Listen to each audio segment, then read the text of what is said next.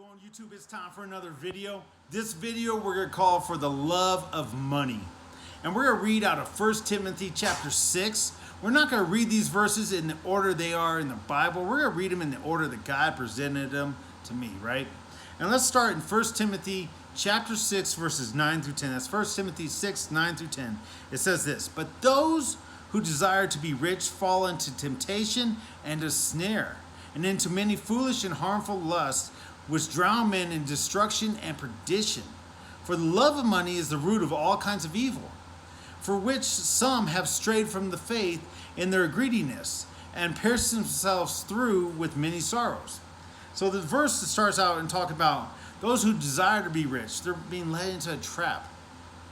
They're being led in a place they don't plan to go. It's a snare, right? And basically it's like this, right? You think, man, if I had this kind of job, made this kind of money, and I could worship God, I could do all these things for God, I could work in the Sunday school, I would be so, everything that God wants me to. I'd give money to the poor, all this stuff. I would help out. That's how it would be if I had that kind of money. But I need that kind of money to be that way. But you know what? The Bible talks about being faithful in the small stuff, and you'll be faithful in the big stuff. You see, if you ain't faithful in the little bit that you have now, having all that money, it's not going to make it to where you're more faithful. It's going to make it to where you're less faithful, basically. It's going to lead you into temptations that you weren't able to have or be tempted by when you didn't have the money, right? It's going to lead you places you didn't expect. It's going to lead you away from God, in other words. And you notice it says the love of money is the root of all evil. It doesn't say money. You see, there's been rich people in the Bible, right, that didn't love the money. Job is a perfect example, right? He was rich. He had a lot of things, and Satan took him from him to tempt him, to test him, whatever you want to call it, right? But the most important thing to Job was still there, his relationship with God, right? That's all Job cared about. So the money didn't matter. Whether he was rich or poor, it didn't matter. It did not matter to him, right? And that's where we should be, It says the love of money is the root of all kinds of evil, right? And that some even stray from the faith in greediness and pierce themselves through with many sorrows. I'll give you an example in my personal life, right? In my state, they have the lottery, right? And they have the big ones. They have Powerball and Mega Millions. And I used to play when it was like way up there, or sometimes otherwise, right? And I used to play, and I thought, man, all this money, I could do all these things for God. I could do, man, imagine what I could do, right? And God impressed something upon my heart one day.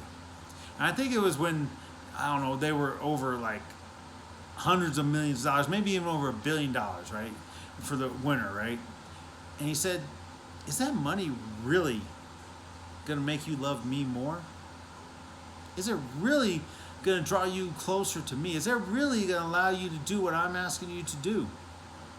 Or is it going to lead you away? Is it going to pierce yourself through with many sorrows? You see, having a lot of money doesn't make your life less stressful. It makes it more complicated. It makes it harder. It makes it more stressful, right? And many times it leads you away from God, having that kind of money. Some people, they should never have that kind of money. And that's what God impressed upon my heart, is that, what would you do with that kind of money? Are you crazy? And I would think, well, just give me a little bit so I could pay my bills, or pay for this, or pay for that, live a little bit easier. But you know what? He knows. I would just spend it, and then probably spend 2 or 3 times more than that, and just be worse off to begin with, right? And so you think, man, if I do what God asked, right, he's going to bless me. He's going to make me rich. Some people even preach this, right? They preach that if you give this money to this church, you're going to be rich. God's going to give you 7 times over. That's a promise of God, and that's what he says in the Bible. And I think they take it out of context. In fact, I know they do, right? They take and they say, yeah, you give this and you're going to be rich. That's what God promises. But the truth is that we might not be rich in earthly means, but we'll be rich in God's eyes, right? Let's read 1 Timothy 6, 5. It says, and it's not the whole verse, it says, useless wranglings of men of corrupt minds and destitute of the truth, who suppose that godliness is a means of gain. From such, withdraw yourselves. So it's saying, I'm going to be godly and God's going to pay me back. I'm going to tithe and God's going to pay me back. Or I'm going to be a leader of this church and I'm going to make all this money because that's what this position pays. So that's the only reason I'm doing it. I don't really want to be closer to God. I don't really want to lead people to God, but I want to get paid, right? Sometimes that's a leader of a church even. It's sad to say, but it's the truth. It's saying godliness is not a means of gain. Not in monetary ways, right? You see, think about giving the greatest gift you ever gave. Think about the gifts you remember giving. And I tell you, they all cost you something. But what you got back on them gifts was nothing compared to what it cost you, maybe. It was nothing compared to what people would put a price on it being, right? Whether it's your time or your effort, whatever it might be. But what you got back was the joy of giving that gift, right? The joy of the happiness that person had by receiving this gift. That's why, it's priceless. You can't pay for that kind of joy. It's being rich in God's eyes, right? It's not being rich in the world's eyes. It's being rich in God's eyes. Godliness is not a means of gain, right? And then lastly, in 1 Timothy 6:6-8, God talks about, being content. And it says this. It says, now godliness with contentment is great gain. It's great gain. For we brought nothing into this world, and it is certain we can carry nothing out. And having food and clothing, with these shall be content. We shall be content. It says with food and clothing. It doesn't even say a roof over your head. We'll be content, right?